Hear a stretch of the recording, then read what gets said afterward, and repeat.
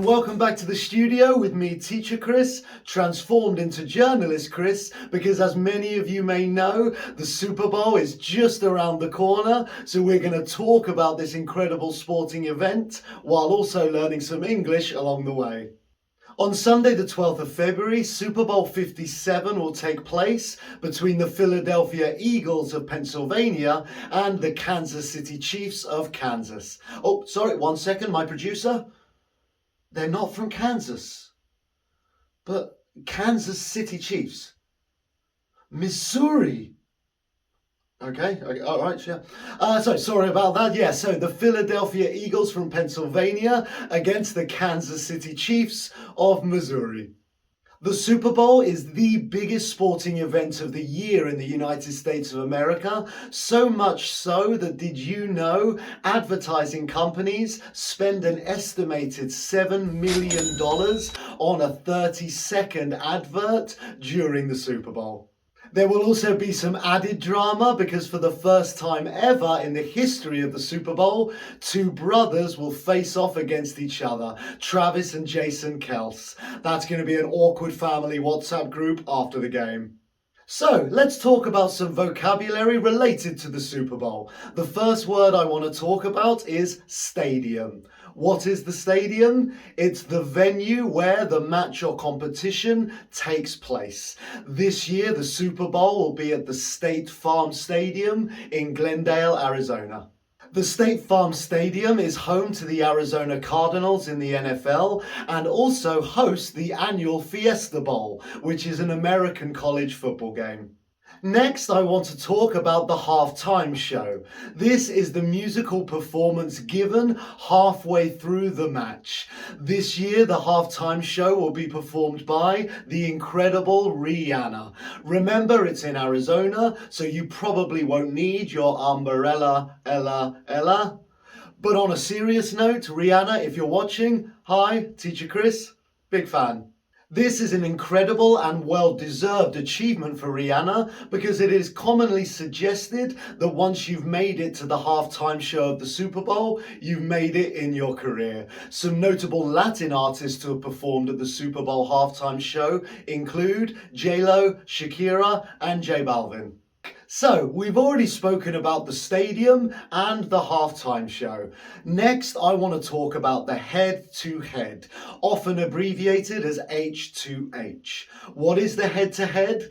This is the record between the two specific teams or competitors.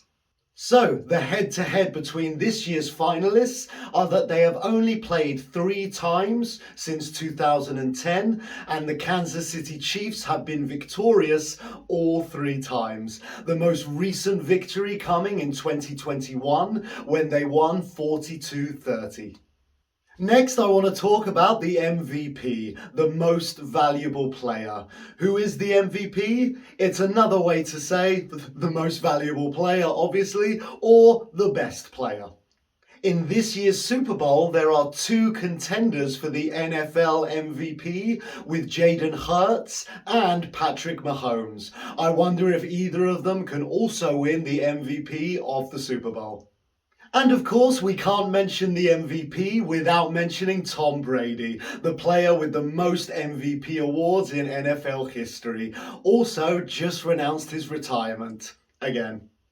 And next, I want to talk about prediction. The prediction is an educated guess, so a guess but stronger because you have evidence about the outcome of the game. For example, my prediction is that the Kansas City Chiefs will win the Super Bowl. Why? Because of their head-to-head, as mentioned earlier, and because of their quarterback, Patrick Mahomes, who is shortlisted for the MVP award. Also, did you know that the players of the winning team also receive a custom-made Super Bowl ring? These rings can then sell for hundreds of thousands of dollars afterwards, because obviously these NFL superstars need that extra cash. So now that we've spoken about some vocabulary, I want to quickly talk about the difference between win and beat. Throughout this video, you may have heard me use these two verbs, but now I'm going to tell you the difference, as this can be a very common mistake for English learners. So let's start with the verb beat. We use beat to mean that one team or competitor has been victorious over another team or competitor. For example, I think the Kansas City Chiefs will beat the Philadelphia Eagles. And we use win when we talk about winning the competition or the match. For example, I think the Kansas City Chiefs will win the Super Bowl. So here's an example with both of those verbs in one sentence. I think the Kansas City Chiefs will beat the Philadelphia Eagles and win the Super Bowl.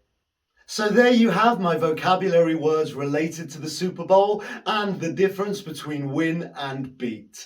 Remember to mark it in your diary, Sunday the 12th of February, Super Bowl 57, and hopefully my predictions are correct. So thank you very much for watching this video, and I look forward to seeing you again soon.